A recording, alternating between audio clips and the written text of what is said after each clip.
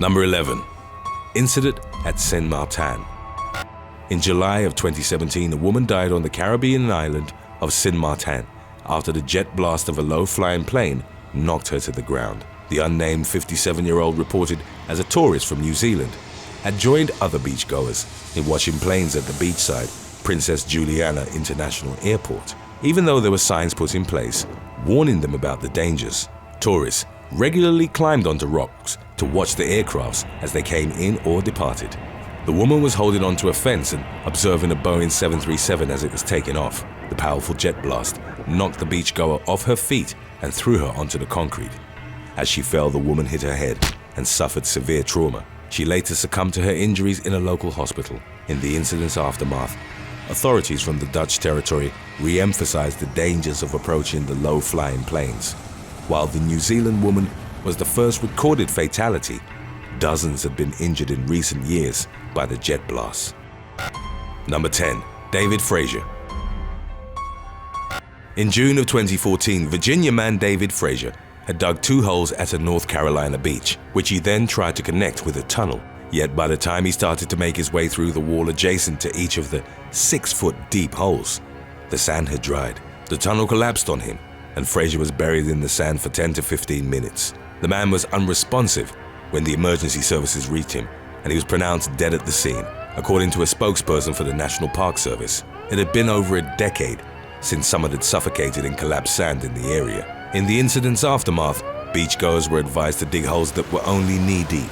Sand is highly unpredictable and may rapidly cave in, which is why a general rule is that no group should build a hole deeper than its smallest member. The authorities added that those built by using a shovel would most likely end up being too deep to be safe. Number 9.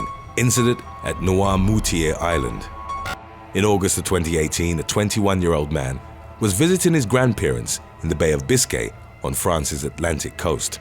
While there, he went to a beach on NOIRMOUTIER Island. It was during the afternoon that, at the high tide line, the unnamed man dug a massive hole. It's believed that he was inside it, still digging, and failed to notice the tide coming in. He was suddenly swamped by a thick mixture of sand and water, unable to crawl out of the pit he dug. A family member reportedly struggled in vain to pull him to safety.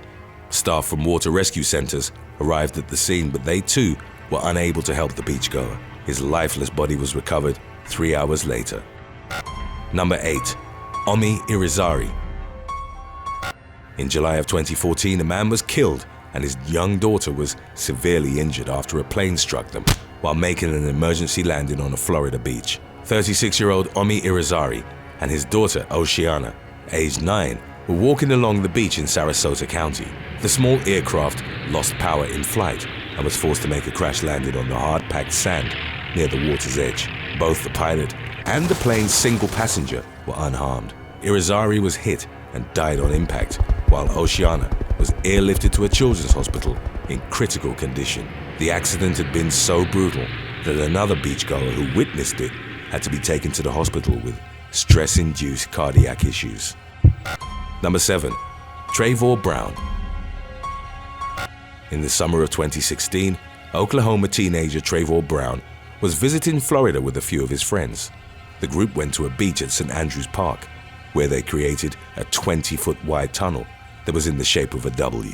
The group had reportedly been digging against a steep and unstable sand ledge. While Brown was inside the tunnel, its walls collapsed, and the 17-year-old was trapped inside. The inundating sand had overwhelmed Brown to the point that he was unable to move. According to other beachgoers, only the teenager's feet were sticking out. Rescue workers were called to the scene and started digging him out with shovels while using wooden barriers to keep more sand from cascading into the hole. After Brown was freed from the tunnel, he was taken to the hospital in critical condition. A few days later, the teenager's parents made the difficult decision of removing him from life support. Number 6. Julie DIMPERIO HOLOWACH. While swimming off Bailey Island in Maine, a woman became the victim of a rare shark attack. It's believed that the predatory fish, later identified as a great white, had confused 63-year-old Julie DIMPERIO HOLOWACH for a seal because of her darkly colored wetsuit. The shark viciously bit into her body, then swam away.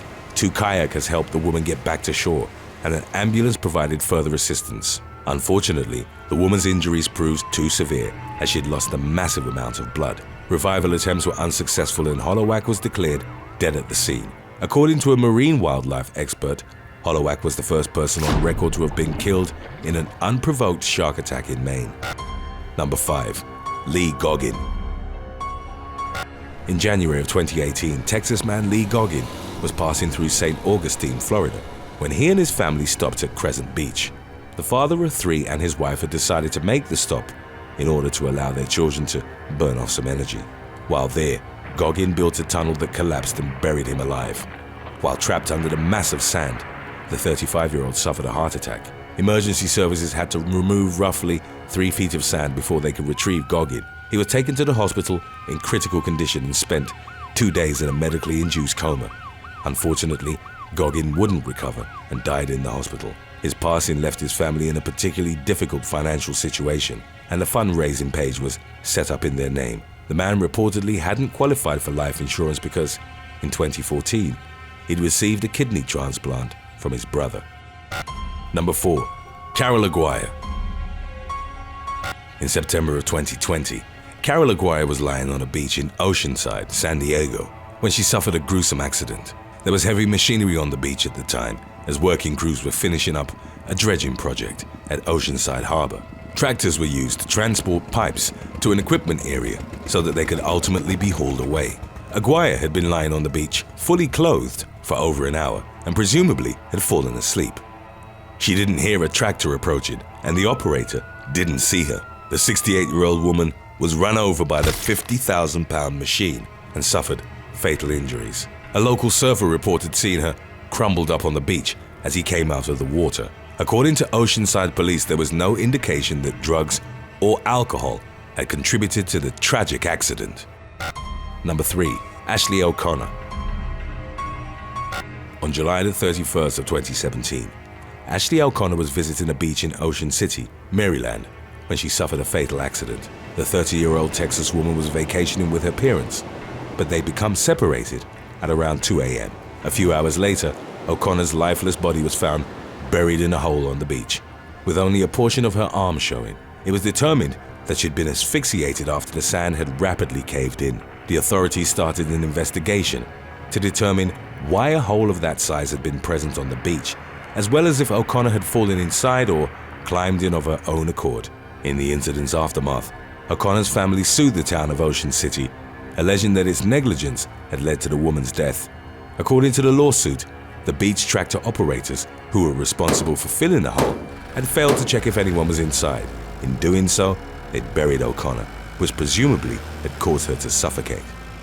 Today's topic was requested by Luis Rodriguez. If you have any other topics you'd like to learn about, subscribe and let us know in the comments section below. Number 2. Mauled by Great White.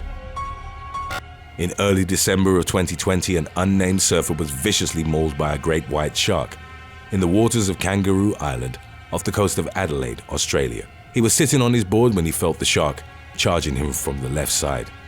The 29-year-old man told a media outlet that it felt like being hit by a truck. The beast bit him in the back, legs, backside, and elbow before swimming away. Their injuries would later be described as catastrophic by a paramedic. In spite of the damage he'd sustained, the victim managed to swim back to shore and then walk an additional 300 yards before finding help. According to the latest reports on his case, the man was heading towards a full recovery. Before we move on, official They Will Kill You merchandise is now available at theywillkillyou.com. It's out of this world. Number 1. Adam J. Pye.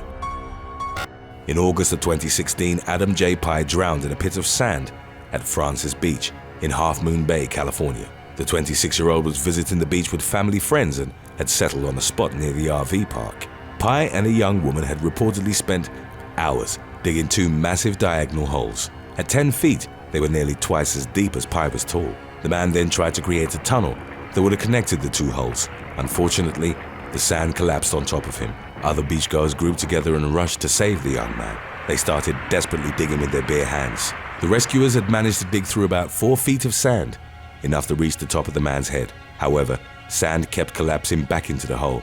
They took metal signs from the beach to act as barriers, but it was to no avail. Firefighters arrived at the site and laid a ladder horizontally over the hole. After digging for over half an hour, they were able to pull Pi out.